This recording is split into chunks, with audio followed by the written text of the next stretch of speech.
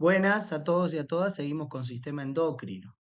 Vamos a hablar de estas dos hormonas, insulina y glucagón. Vamos a empezar hablando del páncreas y también vamos a poder definir algo de diabetes y el rol del ejercicio físico.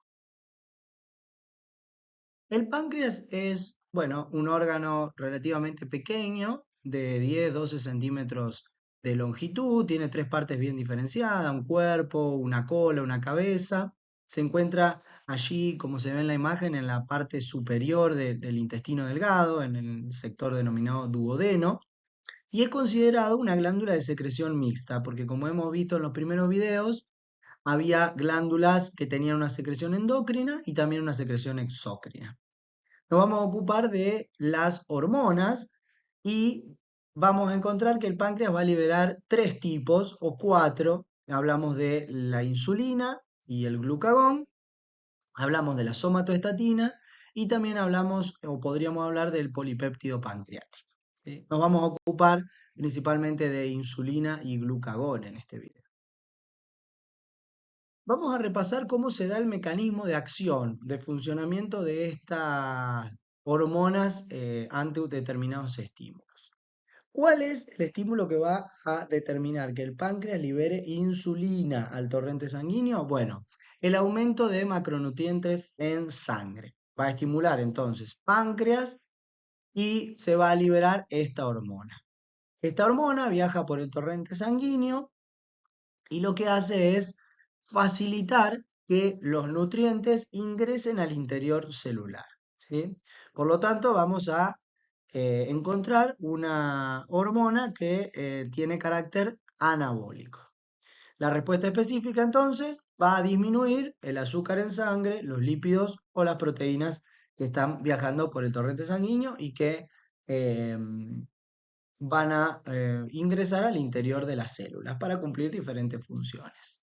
Si nosotros vemos el gráfico, vemos cómo la hormona insulina, bueno, ahí le aclaré que es hidrosoluble. Recordemos que al ser hidrosoluble puede viajar por sí misma en el plasma sanguíneo, pero no logra atravesar la bicapa de fosfolípidos que representa la membrana celular. Entonces, se va a alojar o va a formar el complejo hormona receptor en la membrana. Entonces ahí vemos en celeste marcada la membrana plasmática y el complejo proteico que forma el receptor de la insulina, ¿sí? Entonces, se forma el complejo hormona receptor y se desencadena toda una señal molecular, ¿sí? Ahí les aclaré, enzimas del proceso hormona receptor que forman como un segundo mensajero. ¿Qué van a hacer? Que una serie de proteínas, la más estudiada en el músculo esquelético es el GLUT4, transportadores de glucosa 4, que van a viajar o desde el interior celular hasta la membrana. ¿Qué van a hacer estos GLUT4 en la membrana? Van a permitir que la glucosa ingrese al interior celular para su almacenamiento. Caso contrario, si el estímulo es que disminuye, por ejemplo, la glucemia en sangre, el páncreas va a detectar esta situación y va a liberar otra hormona, va a liberar el glucagón. ¿Qué hace el glucagón? Bueno, lo contrario, si dijimos que la insulina facilitaba que los macronutrientes ingresen al interior celular, glucagón va a permitir aumentar la glucemia. Entonces, va a facilitar el proceso de ruptura de glucógeno en el hígado, proceso llamado glucógeno-lisis, ¿sí? Recordemos lisis como sufijo de ruptura, entonces ruptura de glucógeno. La respuesta específica entonces, aumento del macronutriente en sangre. Ahí en el gráfico se puede observar muy bien cómo funciona este mecanismo, ¿sí? En el que se producen respuestas contrarias. Bueno, entonces, ¿qué es lo que regulan estas dos hormonas?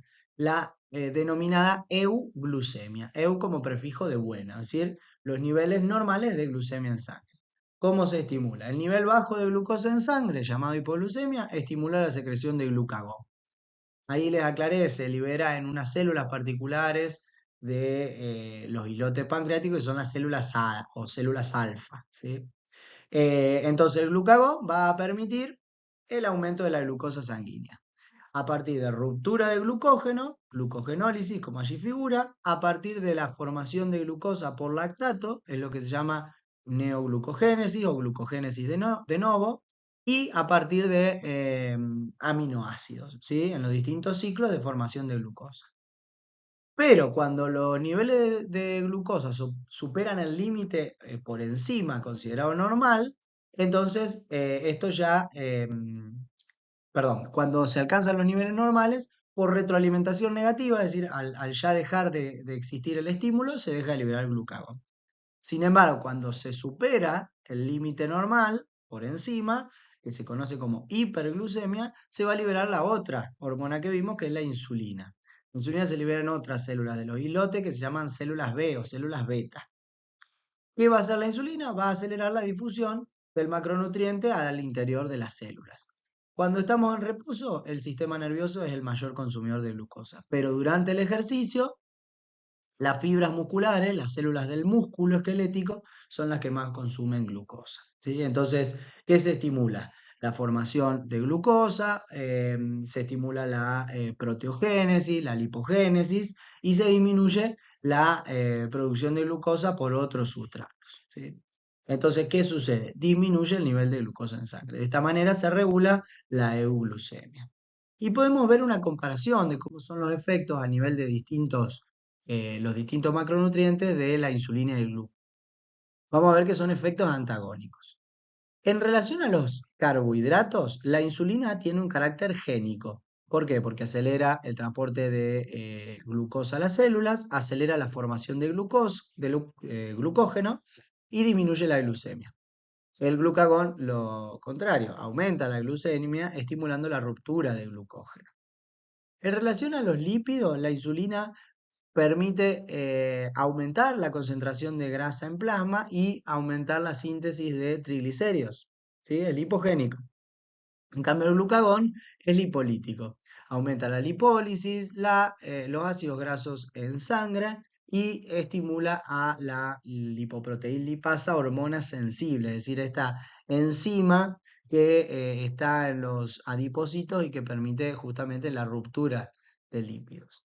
Y las proteínas, bueno, perdón, sobre las proteínas, la insulina tiene un carácter génico, es decir, una hormona que facilita el transporte de proteínas a la célula y que aumenta el síntesis de proteínas. Fíjense que, ahí les aclaro, al igual que la somatotrofina o hormona de crecimiento, es una excepción de una hormona hidrosoluble que también actúa sobre las proteínas. El glucagón no tiene efecto sobre proteínas, ¿sí? ¿Qué dijimos en torno a diabetes? Es decir, la diabetes mellitus es una patología en la que se desregula el mecanismo por el cual se controla la euglucemia, ¿sí? Y existen dos tipos de diabetes. La diabetes tipo 1, o conocida tradicionalmente como diabetes juvenil, aunque esta clasificación es muy general, existen otros tipos de diabetes, podríamos clasificarlo de esta manera. Una diabetes tipo 1 en la que hay una insuficiencia pancreática para producir insulina. O se produce muy poca, o no se produce, o se produce una que no funciona. Por lo tanto, sea cual sea la situación, el sujeto se vuelve insulino dependiente, es decir, tiene que exógenamente administrarse insulina para poder regular su eh, euglucemia. En la diabetes tipo 2, que es una diabetes muy relacionada con el síndrome metabólico, es decir, la diabetes llamada de la obesidad, ¿sí? Si bien el páncreas al principio funciona bien, lo que sucede es que hay un transporte ineficaz de la insulina, es decir, se genera resistencia a la hormona. Hay factores al interior de las células que hacen que esa cadena molecular, ese segundo mensajero que se producía por la formación del complejo hormona-receptor, no funcione correctamente. Por lo tanto, no se logra disminuir la glucemia en sangre. Este tipo de diabetes se lo conoce como insulinoresistencia, ¿sí? Después, cuando avanza mucho la patología, el diabético tipo 2 puede terminar incluso necesitando la administración de insulina, ¿sí? ¿Cuáles son los síntomas generales de estos sujetos? Bueno, comer, beber o orinar demasiado y un síndrome de debilidad general, de cansancio todo el tiempo extremo, ¿sí? Entre otras situaciones.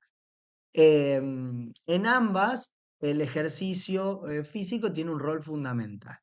En la persona con diabetes tipo 1, bueno, la necesidad de administración exógena de insulina va a ser, o va a ser una necesidad que no se puede obviar.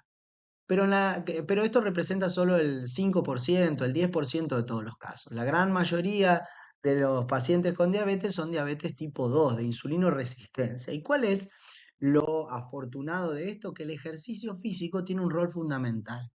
Fíjense ahí como en la imagen se puede ver que se forma el complejo hormona-receptor. Voy a poner el puntero para guiarlo. Se forma el complejo hormona-receptor y se desencadena toda una señal molecular que hace translocación de GLUT4, que dijimos era la proteína que permitía el ingreso de la glucosa.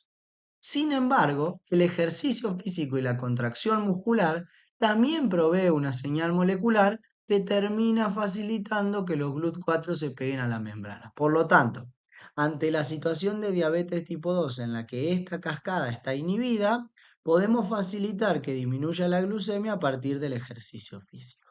Fíjense que en esta imagen se puede ver que en la parte A se ve todo esto que se ve en blanco son proteínas, ¿sí? Son GLUT4, que en la imagen estarían como teñidos para observarlos, y hay una gran cantidad al interior de la célula y muy poquito en la membrana. Sin embargo, ante la realización de un estímulo de ejercicio físico, se ve cómo desaparecen del interior y están reforzados todos al interior de la membrana celular, que son los GLUT4 que han migrado con el ejercicio físico para acelerar el ingreso de la glucosa al interior celular, ¿sí?